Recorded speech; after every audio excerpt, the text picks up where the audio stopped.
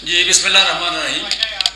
सबसे पहली बात तो ये कि किसी को ये सवाल पूछने की ज़रूरत नहीं है कि ये बेरज़ा और रगबत हो रहा है या कोई प्रेशर है। There is no pressure at all.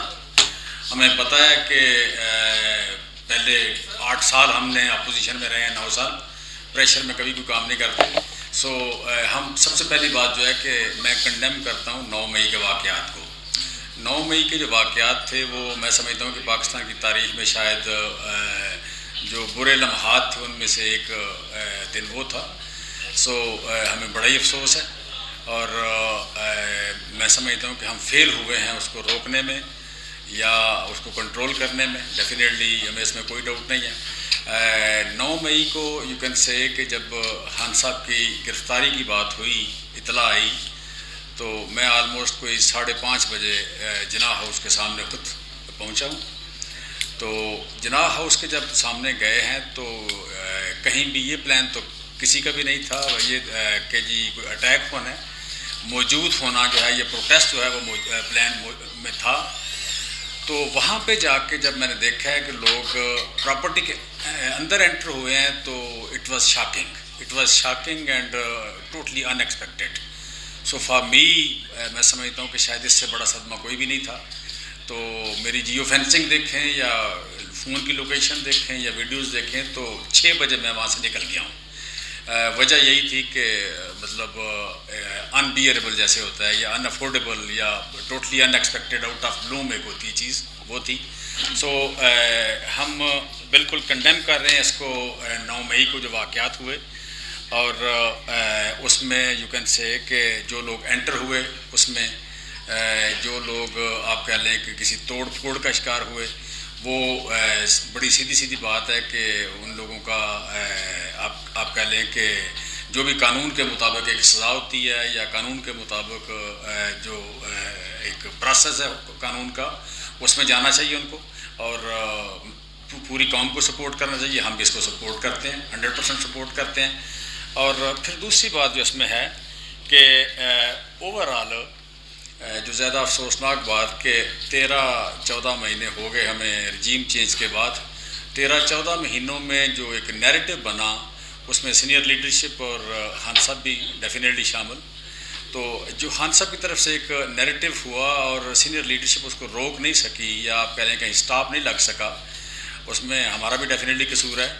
तो उस नैरेटिव की वजह से जिसे कहते हैं कि एक जो बनी एक फ़ज़ा, उस फ़ज़ा का नतीजा मैं समझता हूँ या उसका पीक जो था वो 9 मई था।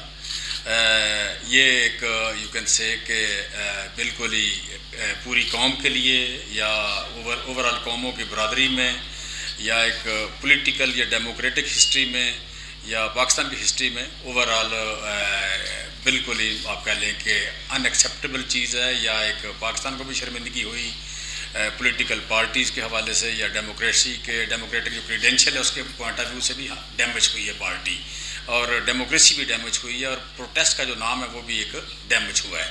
लिहाजा आप कह लें कि मैं समझता हूँ कि उसमें भी जितना भी आप कह लें अफसोस किया जाए वो कम है और हमें भी अपनी ज़िम्मेदारी महसूस अपना माननी चाहिए कि हम मॉब की जो मेंटालिटी थी कि जो एक था एक कैलकुलेशन कि पुरअमन एहतजाज किया जा सकता है, वो शायद नहीं पॉसिबल कि मॉब जो है उसकी मेंटालिटी जो है उसको अकाउंट फॉर नहीं किया गया, जिसकी वजह से मॉब वहाँ पे कंट्रोल नहीं हुआ।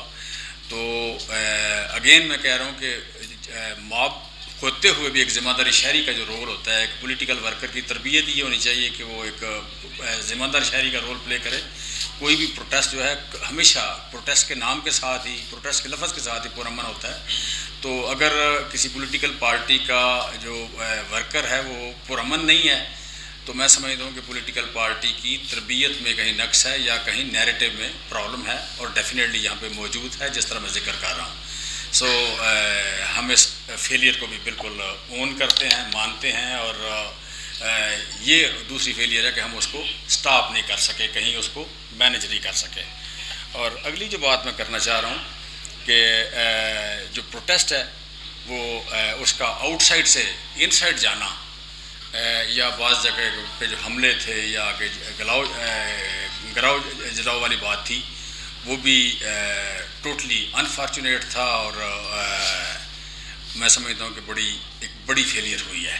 सो उसको देख के जब हम शुहदा की तस्वीर को देखते हैं, जब हम यू कैन से कि लोगों को जो जिस फ़ौज से सबसे ज़्यादा मोहब्बत करते थे उस फ़ौज के ख़िलाफ़ बोलते हुए देखते हैं, या एक यूथ को से नाराज़ होते हुए देखते हैं, जो यूथ आप कह लें कि उनको आइडियलाइज़ करती थी, उस यूथ को नाराज़ होते हुए देखते हैं या प्रोटेस्ट करते हुए या सामने खड़े होते हुए, तो ये पाकिस्तान की हिस्ट्री में बिल्कुल ही आप कह लें कि एक नई चीज़ थी जो कि खुदा ना करे कि कभी दोबारा इस तरह हो, और इसको फौरी तौर पर रेक्टिफाई करने की ज़रूरत है। मीडिया भी रोल प्ले करे, कर भी रहा है, हम भी करेंगे इसमें डेफिनेटली। तो ज़्यादा ज़िम्मेदाराना जो है मुल्क जो है इनकी बहुत हज़ारों साल उम्र होती है, तो ज़्यादा ज़िम्मेदाराना सियासत और ज़्यादा ज़िम्मेदाराना जो जमहूरियत है और ज़्यादा ज़िम्मेदाराना लीडरशिप, इसकी ज़रूरत है। इस तरह की फेलियर जो है, सिस्टम की फेलियर या पार्टी की फेलियर, वो हम दोबारा तो कभी नहीं करते। बट अगली जो बात है कि इन सारी सिचुएशन में हम तो, मैं अपनी अगर बात करूं या अपनी अहलिया की बात करूं तो हम आइडियलिस्ट हैं। आइडियलिस्ट में जमहूरी क्रीडेंशियल्स और पुरअमन और एफर्ट और बोलने की आज़ादी, फ्रीडम ऑफ एक्सप्रेशन, लिखने की आज़ादी, इन चीज़ों की बात करने वाले लोग हैं। तो यहाँ पे चूँकि एक तशद्दुद का एलिमेंट जो शामिल हुआ है, उस तशद्दुद के एलिमेंट्स के शामिल होने से जो एक बदसूरती सामने आई है, उसके होते हुए बिल्कुल वाज़ेह है कि हम सियासत को कंटिन्यू नहीं कर सकते। तो सियासत को कंटिन्यू जब नहीं कर सकते तो डेफिनेटली पार्टी के साथ अपनी एफिलिएशन को भी हम कंटिन्यू नहीं कर सकते। लिहाजा हम सियासत को छोड़ रहे हैं, और जो एक कैरियर या हमारे खून में शामिल थी सियासत, उस सियासत जो है उसको छोड़ना ना कोई आसान फ़ैसला है, ना आप कह लें कोई यू कैन से कि कभी हमें ये चैन लेने देगा कि सियासत में कौम की मदद की जाती है, but not at the cost of armed forces, not at the cost of उन लोगों के जो इस मुल्क की हिफाजत करते हैं, जिन्होंने इस मुल्क की सालमियत को, मल्टी लिंगुअल ये कंट्री है, मल्टी कल्चरल कंट्री है, और होस्टाइल यू कैन से कि इसके जो नेबर्स हैं या खित्ता जो है बड़ा इनसिक्योर है पॉलिटिकली। तो इस खित्ते में जिन लोगों ने आज तक इस मुल्क की सालमियत को इंश्योर किया है, उन लोगों के अगेंस्ट को नैरेटिव बने, ये डेफिनेटली काबिल कबूल नहीं है। और जब ये सूरत बनी है तो मैं समझता हूँ कि बनने दी गई है या हम उसको रोक नहीं सके, तो हम इसको अपने आप को भी इसमें ज़िम्मेदार समझते हैं। सो जिसे कहते हैं ज़िम्मेदारी लेते हुए हम इस्तीफ़ा देते हैं पार्टी की हर पोजीशन से और पार्टी से और पार्टी की बुनियादी मेंबरशिप से। थैंक यू वेरी मच जी, थैंक यू।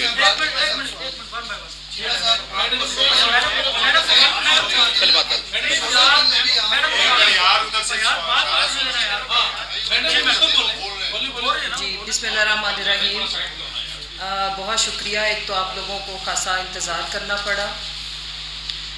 देखें, मैं और जमशेद चीमा साहब सियासत में सिर्फ इसलिए आए थे कि हमें किसी चीज़ की कमी तो नहीं थी, अल्लाह का शुक्र है, शऊर भी था, अकल, अल्लाह ताला ने फाइनेंशली भी करम नवाजी की हुई थी कि जो अल्लाह की ब्लेसिंग्स हैं, हम अपनी जो हमारे अंदर कोई है मुल्क को सर्व करने की सलाहियत, हम पाकिस्तान के लिए कुछ कर सकें।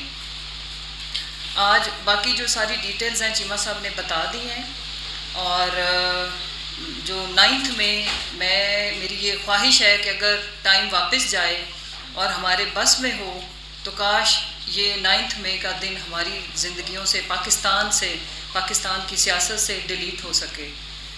बड़ा अफसोसनाक सान्या तो था, लेकिन जाहिर है ये किसी एक पॉलिटिकल पार्टी के वहमो गुमान में भी शायद ना हो, हमारे वहमो गुमान में भी नहीं था कि ये सब कुछ होगा। चीमा साहब ने डिटेल में बात की है, मुख्तसर बात करते हुए, क्योंकि मेरा बड़ा बेटा 11 साल उसकी एज है, वो कैंसर सर्वाइवर है, और मैं अपनी पूरी लाइफ में उससे इतना अरसा अलग नहीं रही। उसको थोड़ा सा और भी हेल्थ इश्यूज़ हैं, जिसकी वजह से वो थोड़ा मेंटली इमोशनली उसको हमेशा असिस्टेंस की ज़रूरत होती है। तो मैं यहाँ पे अपनी सियासत को और PTI को खैराबाद कहती हूँ, और इंशाल्लाह किसी और रोल में अगर आपने वतन के लिए, मुल्क के लिए कुछ करना है तो अल्लाह ताला और हमें वसाइल भी दिए हुए हैं, हम किसी और तरीके से भी मुल्क की खिदमत कर सकते हैं। बट मैं अपनी फैमिली, मेरे लिए अपने मियाँ की ज़िंदगी, अपने बच्चों की ज़िंदगी और सेहत सबसे ज़्यादा अजीज़ है। उसके साथ जो अल्लाह ने हमें, अगर किसी रोल और में आप सोशल वेलफेयर कुछ भी कर सकते हैं। सियासत को फ़िलहाल मैं छोड़ रही हूँ, PTI को भी, और 9 मई को मेरी ज़िंदगी का अगर मैं ये कहूँ कि बदकिस्मत तरीन दिन, तो वो गलत नहीं होगा। मैंने और जमशेद चीमा साहब ने पहले भी वैसे फ़ौज के बारे में हमने कभी गलत बात नहीं की। फ़ौज पाकिस्तान की आज़ादी की इलामत है, हम सब के यहाँ पे पुरसकून बैठे रहने की अलामत है। दोबारा कहूँगी कि अल्लाह ताला पाकिस्तान का हामी और नासिर हो, और अल्लाह ताला पाकिस्तान की ज़िंदगी से, आने वाली नस्लों से इस तरह के बदकिस्मत दिन डिलीट कर दे, और अल्लाह करे कि कभी ना हो। Thank you. जी ma'am, Awais Kiyani from 24 news Islamabad from दूसरी here। अच्छा, दो चीज़ें हैं। एक तो ये है कि आप बहुत आउटस्पोकन थी और माशाल्लाह हम आपको सुनते भी थे।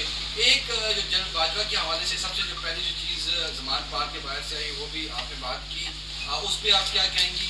सेकेंडली, एक ऑडियो लीक हुई थी आपकी इमरान खान से कन्वर्सेशन के दौरान, उस पर आप क्या कह रही थी? किससे आप बात करने की कोशिश करवा रही थी? जो मैसेज इमरान खान से जो ले जा रहा है, क्या वो आजम स्वाति थे या कोई और था? क्योंकि उस हवाले से बहुत सी चीज़ें थी। और सबसे लास्ट मैडम, क्या आप कहेंगी आप कि जो PTI के साथ, जो आपके साथ जो दूसरी खवातीन हैं, उनके लिए और उन माओं के लिए आपका क्या मैसेज होगा? Thank you. नंबर 1 ये कि जनरल बाजवा के लिए जो भी बात थी वो इदारे के लिए नहीं थी, फ़ौज के लिए कभी भी नहीं थी। कोई ऐसी चीज़ है तो मेरे सामने लाएं। नंबर 2, खान साहब से मेरी जितनी भी बात हुई है वो लैंडलाइन से कॉल कर रहे थे। हमारी 11 दफ़ा बात हुई है, और मुझे भी पता था कि रेगुलर उस पर हो रही है। खान साहब को भी पता था कि एक एक लफ्ज़ हमारा रिकॉर्ड हो रहा है। मेरी कोई आज़म स्वाति साहब को ना मैंने ट्राई किया, ना मेरी उनसे कोई बात हुई। वो अपनी फैमिली के लिए परेशान थे, और उनके जो केस के लिए, जो आपने सोचें कि अगर कोई इस तरह की बात हुई होती तो वो ज़ाहिर चैनल्स पे चलनी थी। कोई भी ऐसी बात होती जो काबिल एतराज़ होती या इंतशार पे मबनी होती तो वो ऑब्वियसली हमें तो इतनी वो नहीं मिलनी थी ना, लिवरेज के, वो बात आई ना। वो सिर्फ ये थी कि मैं उनको इंश्योर कर रही थी कि मैं, चूँकि जब खान साहब को अरेस्ट किया गया तो उस वक्त से लेके, क्योंकि मैं उनके साथ आई थी, जब तक सुप्रीम को चीफ साहब ने फ़ैसला नहीं दिया तो मैं कोर्ट में ही थी। बल्कि उनकी प्रोटेक्टिव बेल पे मैं, फवाद चौधरी एंड सैफुल्लाह नियाज़ी साहब निकले, और मैं ये उनको इंश्योर कर रही थी कि मैं ख्वाजा हारिस एंड सलमान सफदर के साथ मौजूद हूँ, और हम कोशिश कर रहे हैं। बारहा मैं वकला को गाइड कर रही थी कि प्लीज़ आप खान साहब को प्रोड्यूस करने के लिए इस्तदा करें। इस टाइप की बातें थी, और उसमें कोई ऐसी बात नहीं थी कि किसी को उनकी, वो अपनी फैमिली के लिए बहुत परेशान थे।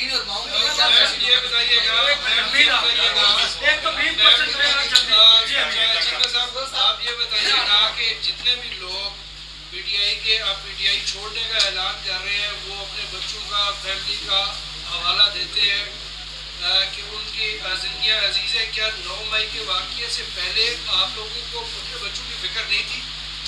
नहीं, देखिए बेसिकली तो अपने लोगों के लिए शाक है प्रोटेस्ट का पुरअमन ना रहना।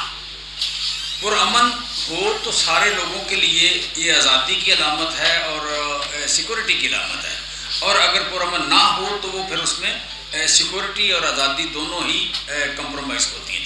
मैडम